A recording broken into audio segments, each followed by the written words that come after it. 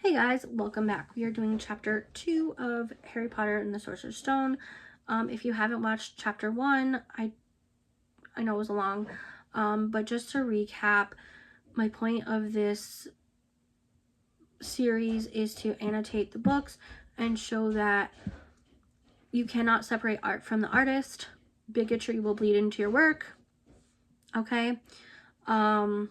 That being said, I'm not going to do a huge intro. We're going to jump right into chapter 2 because I talked a whole lot in chapter 1 about all of this. So, in chapter 2, I want to make it clear that there are some repeats to what we were talking about in terms of the treatment of Harry and the kinship placement of adoption. Well, he wasn't really adopted, but kinship placement. I didn't really deep dive nearly as much. I want to note that I understand why Dumbledore and McGonagall placed Harry with the Dursleys to protect him in terms of him being able to grow up without being like the hero and then like failing at that, and like there's a whole lot of issues with that. But I also think they could have done better in terms of should he have lived with, say, Sirius Black or the Weasleys or even like Dumbledore or Hagrid taking care of him. Yes, I think that could have been better. Would he have been protected? Maybe. Anyway, moving on. The treatment of Harry. So continuing on with that, he was treated like a servant, right? Having to make the bacon. He could be seen but not really heard. They didn't really want to show that he lived there. He can't ask questions. He didn't get the same stuff. When they went to the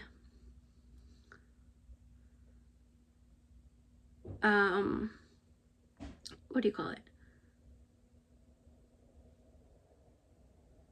The zoo, right? He didn't get they didn't really want to get him the ice cream, but they like gave him a small lemon flavored thing. By the way, the lemon sorbet, I used to get those as a kid. They were phenomenal. I remember, okay, I know, unrelated. I remember after school sometimes, in New York City at least, they would have either the ice cream machine or like the little carts, and oh, so good. So like where I went to elementary school, we had this amazing ice cream parlor that was like catty corner to us. So we would go in there. I think it's now a Dunkin' Donuts / Baskin Robbins, but it used to be like this cool old school place. So we used to go there. On Fridays, my mom used to take me to, showing my privilege here, but we used to go to like Serendipity's for frozen hot chocolate. Now, if you know what I'm talking about, it is the famous place of Serendipity's. Okay, like I grew up going there. We had a local Mexican restaurant that we used to go to, but like sometimes just after school, after we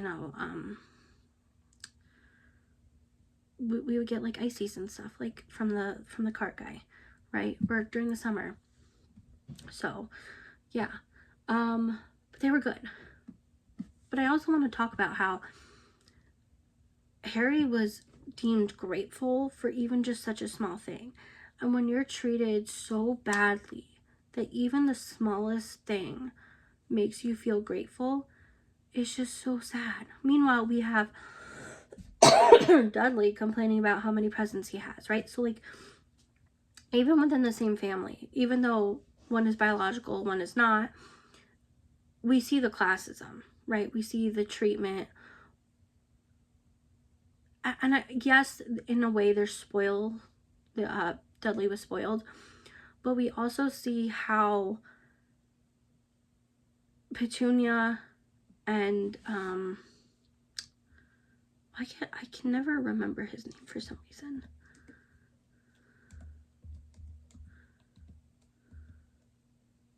Vernon.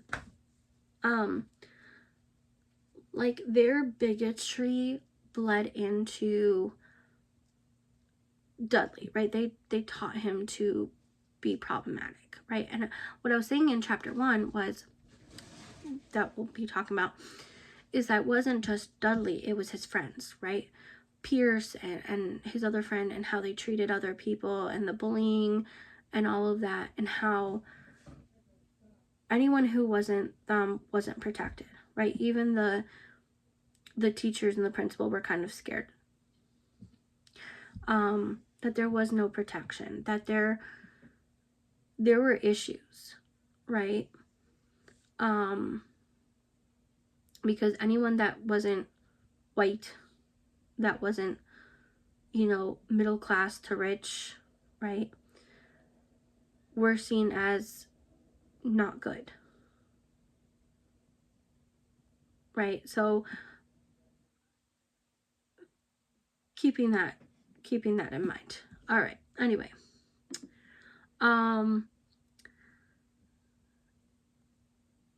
okay, there was also some foreshadowing with okay, hold on. Let me talk about the foreshadowing for a minute. There's a lot of foreshadowing in this chapter, which is not a bad thing, okay? When it comes to your writing, foreshadowing is a technique. It is very good, especially in fantasy fiction, right? So she mentioned pig in a wig, right? They talked about Mrs. March, they talked about Mrs. Fig, who, with the cats. That comes later into the books, where she is a, oh god, I forgot what she was called.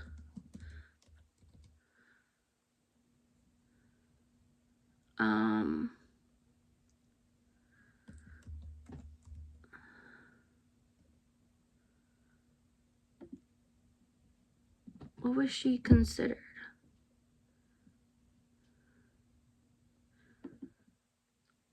She was considered, what is?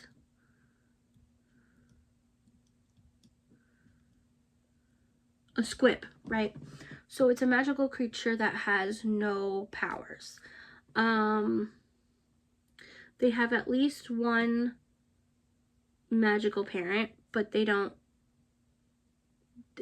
take in the magic. So again, the othering of, and while the Dursleys did not know that, nor did Harry at the time, they treated her differently. Now, I do want to say, again, foreshadowing for future books, was the treatment of Mrs. Fig by the magical world as well. And I want to get into that when we get to those, but just understand there's going to be foreshadowing in that as well. Continuing on, there was mention of Marge, who is Vernon Dursley's sister. How, when Vernon and Marge were talking about Harry, and again, this will come back into the second movie, right? I believe it's the second. I keep saying movie. The second movie / book. And then the last thing when it comes to the foreshadowing is the snake. So the whole snake scene, which I'm going to say was fantastically done. This alone was a very powerful scene. So not only was Harry communicating with the snake, right? And they're having a discussion and he can understand the snake, but also like not just actually understand the snake, like in terms of like he didn't know that he could literally speak to snakes, right?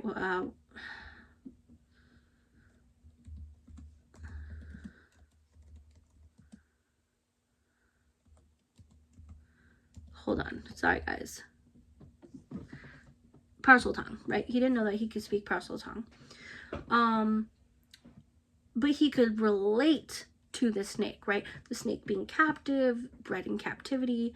Now, not saying that Harry was, but he grew up in captivity. He grew up being captives of the Dursleys. He felt like, you know, he was stuck in this, that's how he was seen, right? Like he was almost like a zoo animal, almost like a pet in a sense to Dudley, right? So Dudley could pick on him, how the Dursleys treated him. Now, I'm not saying that pets aren't treated badly at all. Most pet animals, pet owners, I mean, like look at my baby. This is one of them. I have 7, so him plus 6 cats, so I'm gonna make that clear. But like, and yeah, that's his bed. But it was the treatment of, right? Like the Dursleys didn't even have an actual pet. They hated animals. They hated anything that was not them, right? Like the cookie cutter, which is kind of weird because I feel like when we think of cookie cutter, like they would have like a dog or a cat. But that being said,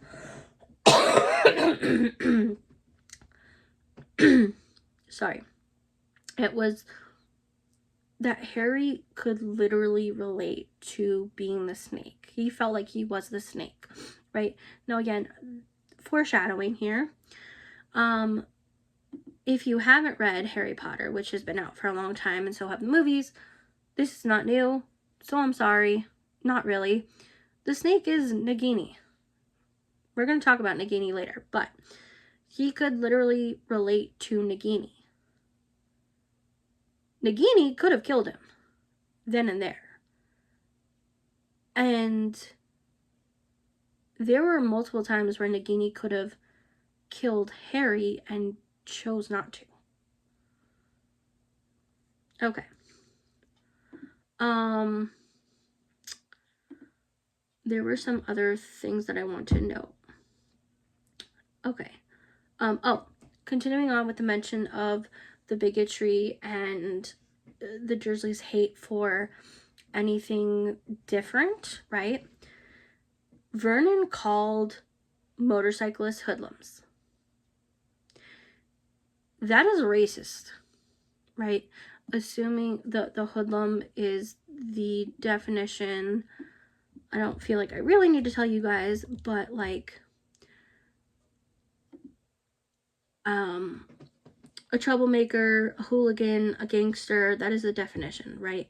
They were seen as hoodlums. And when you think of those people, usually you think of someone who is black. Now, yes, sometimes they are Latinx, still racist, okay? I want to make that clear.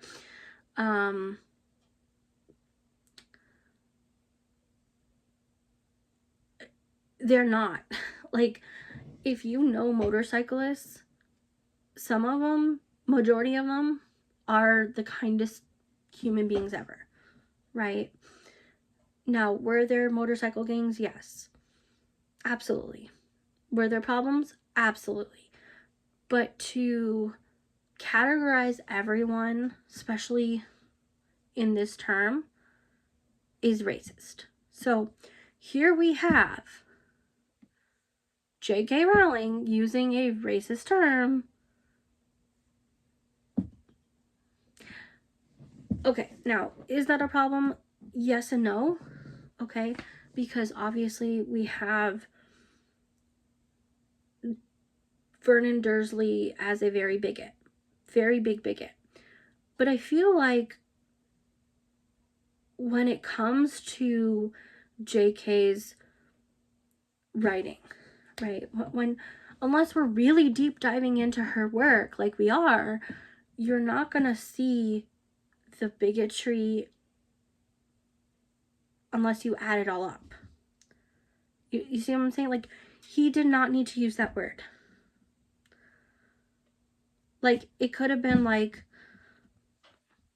not those motorcyclists again, or, oh, I hate those loud sounds. Like, but like, to specifically use hoodlums, right? As a word in her work. And again, things are going to add up, right? So making it very clear. It's not just one character that is being bigoted. It is a whole slew of things that are adding up to her bigotry bleeding into her work. Okay. That being said, we're going to continue on. And the last point I want to make for chapter 2 is, and again, going back to the whole adoption thing, also it's common among foster youth, is Harry constantly dreamed of being rescued. Even when we have the best of cases, right? Even in the best of scenarios, even when it's necessary to be placed in a home different of your own, right? Like in Harry's case where he was an actual orphan. He dreamed of being rescued. He didn't want to be there. He felt different. He was waiting for someone to help him. And this is extremely common for adoptees and for foster youth. And yes, I, as an adoptee, private infant adoptee here in the United States, I have been very blessed to have great adoptive parents, trauma-informed, open adoption, which is rare to go past age 6. There will always be dreams and things of being rescued, right? What if they just come for me? What if someone just, what if things were different? Why was I not good enough? These are things that play into our mind, which also play into the risks of adoption. And I want to make it clear that even though I've spoke about earlier in this video, as well as chapter 1, that kinship placement is the first alternative to safe external care when biological parents can't take care of us, it needs reform. And like I said, in Harry's case, he couldn't stay with biological parents because they were dead.